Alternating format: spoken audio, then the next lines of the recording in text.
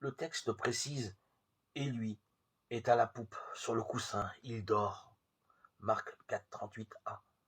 À la place du maître qui est responsable de la marque, Jésus dort, en figure de son passage par la mort. Puis, réveillé en figure de sa résurrection, il rabroue le vent et muselle la mer, de la même manière qu'il rabroue et muselle l'esprit impur. Dans la synagogue de Capharnaüm, Marc 1, 25, quand le texte place Jésus sur le pôle de la mort, il lui donne une position qui évoque son avènement en gloire.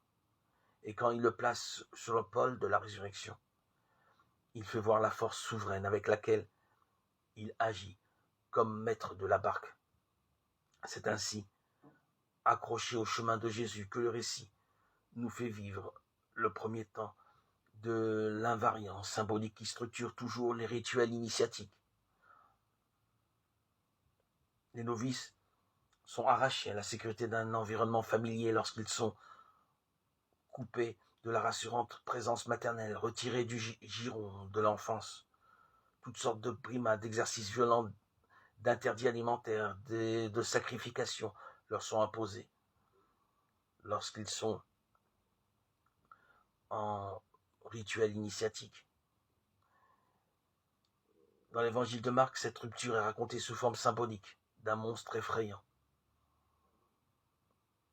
Au milieu de la mer arrive un grand tourbillon de vent et les vagues se jettent sur la barque, en sorte que déjà la barque se remplit. Marc 4, 37.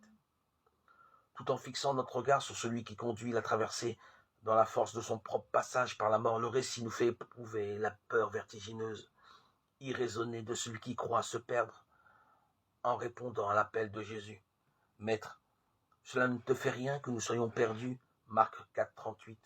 La gueule est ouverte, terrifiant, ce pouvoir d'engloutir et de broyer, effrayant, cet abîme sans fond que le chemin derrière Jésus semble ouvrir.